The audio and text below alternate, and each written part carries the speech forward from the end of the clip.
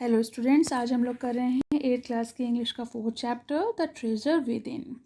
Every child is a potential achiever and is different from other children in his or her style of learning and area of interest. हर बच्चा एक काबिलियत रखता है कुछ भी अचीव करने की, और वो बाकी बच्चों से अलग होता है। उसकी लर्निंग करने का तरीका और उसके एरिया ऑफ इंटरेस्ट अलग अलग होते हैं। Read the interview that follows. It is based on the conversation between Miss Bela Raj, editor of Sparsh, a newsletter from the Resource Center, the Valley School, Bangalore, and the Mr. Hafiz contractor, once of the India's leading architect. तो इसमें एक बच्चे की बात बताई गई है जो बचपन में पढ़ाई लिखाई में बिल्कुल इंटरेस्टेड नहीं था, उससे पढ़ाई होती ही नहीं थी, लेकिन आगे चलकर वो इंडियाज़ का एक लीडिंग आर्किटेक्ट बना, मिस्टर हाफिज़ कॉन्ट्रैक्टर। और ये जो कन्वर्सेशन है लेसन में वो दो लोगों के बीच में है, जिसमें से एक है न्यूज़ एडिटर मिस बेला राज और दूसरे हैं मिस्टर हाफिज़ कॉन्ट्रैक्टर। तो हाफिज़ कॉन्ट्रैक्टर को HC से लिखा गया है और बेला राज को BR से लिखा गया है। तो जो कन्वर्सेशन है वो इस तरह से दी गई है। स्टार्ट करते हैं। I used to have these terrible nightmares, only now over the last 4 to 5 years it seems to have disappeared. What nightmare are you talking about and why do you think it has disappeared now? तो हाफिज़ contractor बता रहे हैं, मैं आदी हो गया था, जो भयानक सपने आते थे मुझे रात को, नाइटमेयर्स आते थे, लेकिन कुछ 4-5 सालों से अब वो मुझे दिखाई नहीं पड़ रहे हैं। तो बेला राज पूछती हैं कि किस तरीके के आप सपनों के बारे में बात कर रहे हैं, जो बुरे सपने होते हैं किस, और आप कैसे कह सकते हो कि वो डिसअपियर हो गए हैं अब? हाफिज़ contractor: I used to get continuous nightmares about appearing for the maths examination where I did not know anything. उसने कहा ना, हाफिज़ कॉन्ट्रैक्टर ने बताया कि मुझे सपने आते थे जिसमें मैं मैथमेटिक्स का एग्ज़ाम दे रहा हूँ, और जहाँ पर मैं एग्ज़ाम दे रहा हूँ वहाँ मुझे आता ही नहीं है। Now I am the psyche must have gotten over it. I don't have to think about education and there is absolutely no time to get nightmares. Now the psyche होता है माइंड या मैंटेलिटी।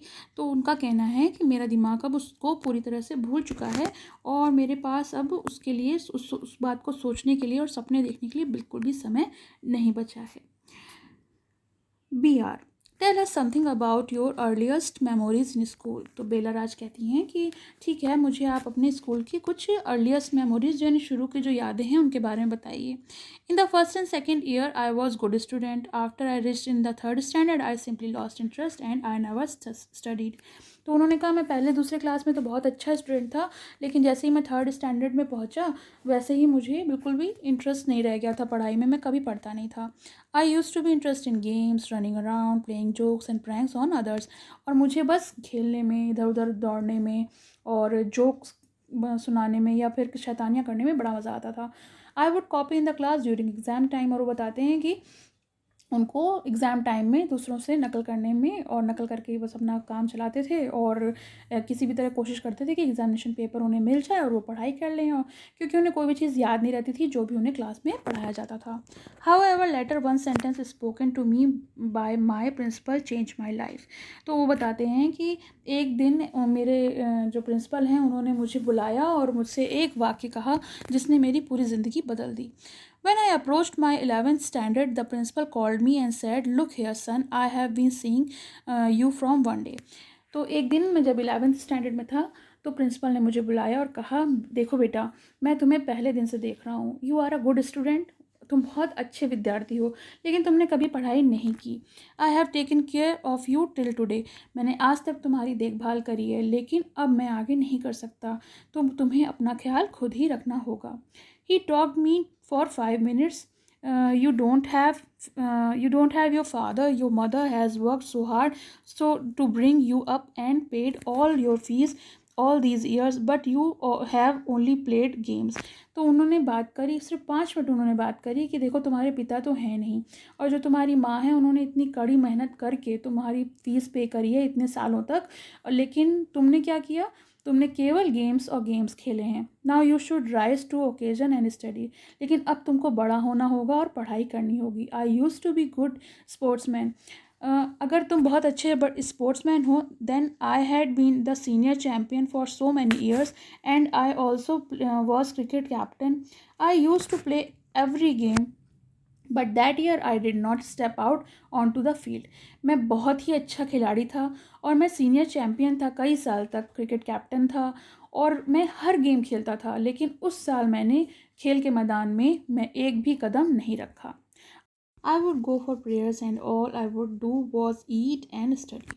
मैं prayer करने जाता था और मैं और क्या करता था, बस खाता था और पढ़ता था। I normally use to copy and pass, क्योंकि मुझे नॉर्मली तो कॉपी करने की आदत हो गई थी पास होने के लिए। But I realize that once I was in S S C मतलब senior secondary class, 10th standard, तो मैं वहाँ पर ऐसा नहीं कर सकता, कॉपी नहीं कर सकता। When I got a second class 50% in my SSC, my principal said, "Son, consider yourself as having got a distinction."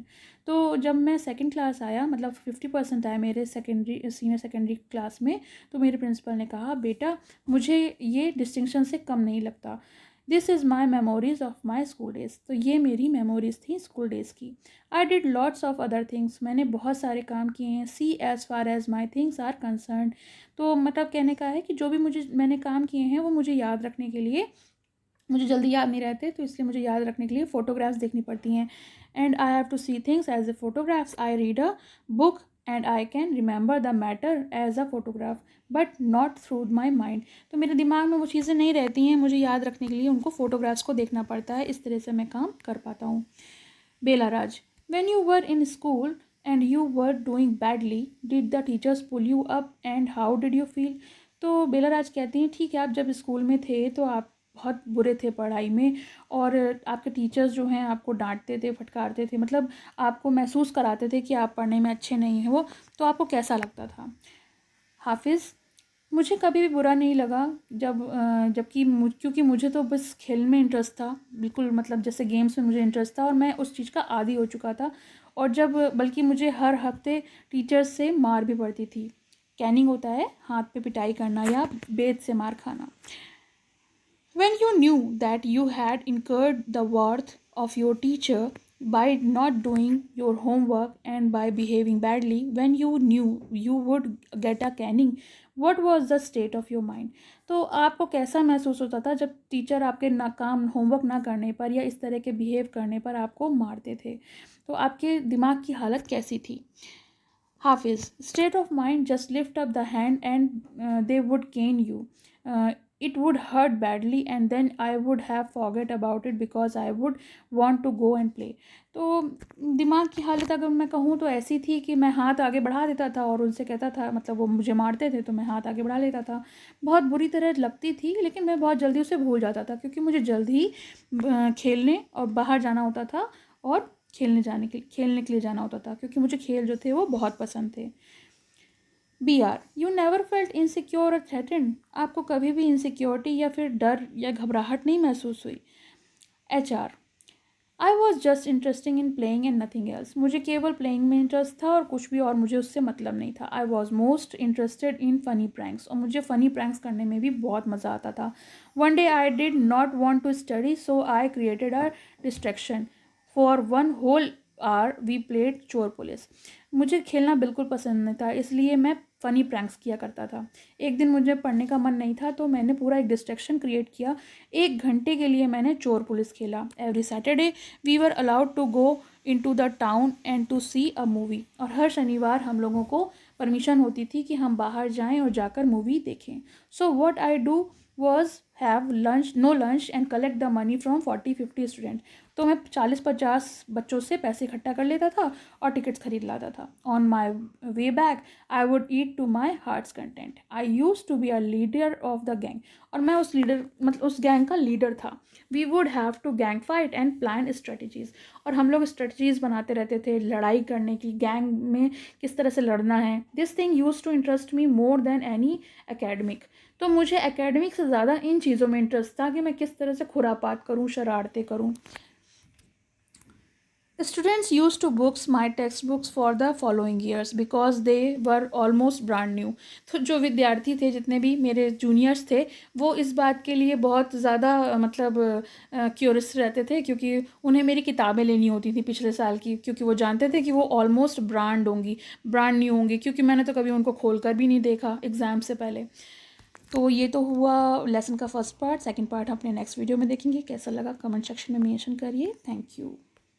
पसंद आया हो तो लाइक करें, शेयर करें और चैनल को सब्सक्राइब करें।